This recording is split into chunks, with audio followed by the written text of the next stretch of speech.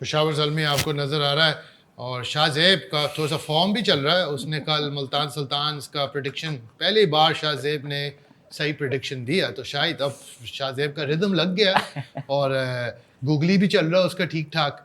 तो Shahzeb Singh Peshawar will be the favorite। सच्चा बाबर आजम, जाहिर सी बात है, you know Babar Azam is always big discussion. We are talking about world number 1 batsman at one point.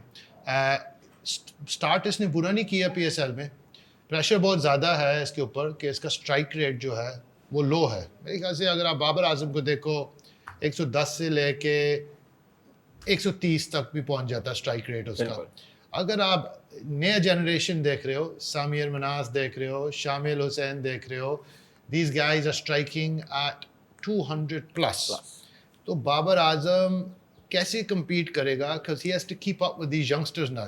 otherwise Babar Azam का T20 career is coming to an end I think। लेकिन वो खुद ही अभी तक एक्सेप्ट नहीं कर रहा कि उसका करियर इसमें ख़त्म हुआ है, तो उसको कुछ करने पड़ेगा, फिर उसको तेज़ी से खेलने पड़ेगा, लेकिन उसका नेचुरल गेम मुझे नहीं लगता। नहीं, अच्छा ये मैं थोड़ी सी इसको डेप्थ में अगर लेके जाऊँगा आसिम भाई, अगर हम इंडिया की तरफ जाते हैं, इसमें देखिए विराट कोहली की बात करते हैं, उनके भी पास इस तरह के प्लेयर्स हैं, ऋषभ पंत है, उनके पास अभिषेक शर्मा है, उनके पास वो जो उनका ईशान किशन है। अब वो उनका स्ट्राइक रेट और विराट कोहली का बहुत डिफरेंस है। तो विराट कोहली ने कभी कोशिश नहीं की कि मैं उनकी तरह खेलना शुरू कर दूँ, वो अपने तरीके से ही खेलता है। यहाँ हमें बाबर आजम को क्या देखा, जब उस पर थोड़ा सा प्रेशर डाला गया ना स्ट्राइक रेट को लेके, तो उसने अपनी बैटिंग ही चेंज करने की कोशिश जैसे उसने इंडिया के खिलाफ शॉट मारा था बहुत सारे मैचेस में आप देखें, थोड़ा सा प्रेशर बढ़ गया था and he just played a nothing shot. Exactly, cross the line मारना शुरू हो गया, बीच से बोल्ड होना शुरू हो गया अचानक से। वो क्यों? क्योंकि वो अपनी अपनी बैटिंग से हट गया है। पहले उसमें एक अच्छी चीज़ क्या थी कि वो अपने तरीके को नहीं छोड़ता था, और लोगों ने यही कोशिश की थी कि इसका किसी तरह से इसको डाइवर्ट किया जाए। वो किया लोगों ने, तो उसकी परफॉर्मेंस डाउन होना शुरू हो गई, और परफॉर्मेंस डाउन हुई तो अब स्ट्राइक रेट भी बहुत बुरा लगने लग गया लोगों को। वरना पहले भी ठीक है, उसका स्ट्राइक रेट इतना अच्छा नहीं था, बट जब वो परफॉर्म करता था तो ये बात दब जाती थी कि स्ट्राइक रेट को इतना डिस्कस नहीं किया जाता था।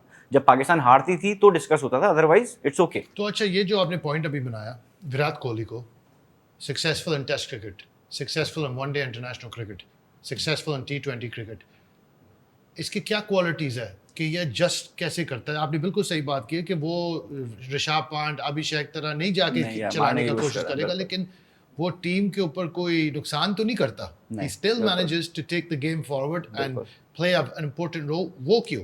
वो इसलिए, देखिए उसकी डेवलपमेंट डेफिनेटली, जब आप जाते हो अपने ऊपर काम करना शुरू करते हो, तो आप देखते हो कि मैं कहाँ कहाँ लैक कर रहा हूँ, कि किन किन एरियाज़ में काम करने की ज़रूरत है मुझे। तो हमें बाबर आजम को ये चीज़, अगर ये शुरू में आइडेंटिफाई करके इस पर वर्किंग स्टार्ट करता फॉर द पावर हिटिंग। अब जैसे मैंने बात की, बाबर आजम माशाल्लाह कितना रन्स कर चुका है, वर्ल्ड का नंबर 1 बैट्समैन रहा है और डोमिनेट किया एक टाइम पे उसने, लेकिन हमने आज तक नहीं देखा उसे कि उसने ऑन दी सामने छक्का मार दिया उसे खड़ा होकर।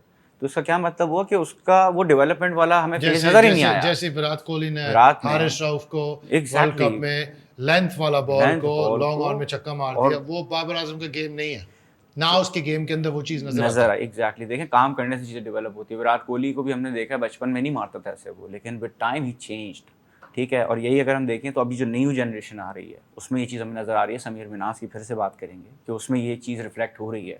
तो वो क्यों है? क्योंकि उसने उस तरह से काम किया हुआ है।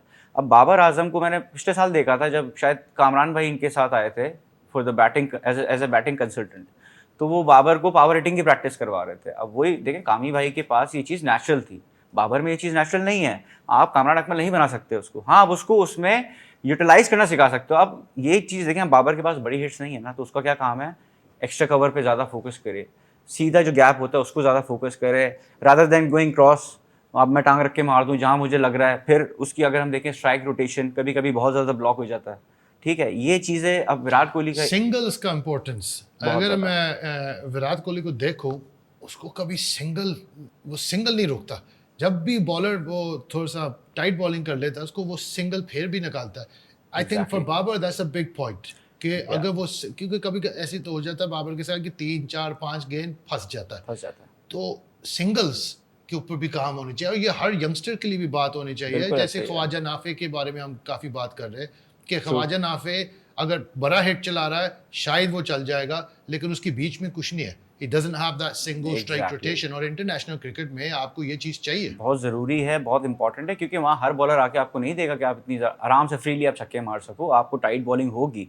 यही हमें नज़र आती है मेच्योरिटी इंडियंस की तरफ से।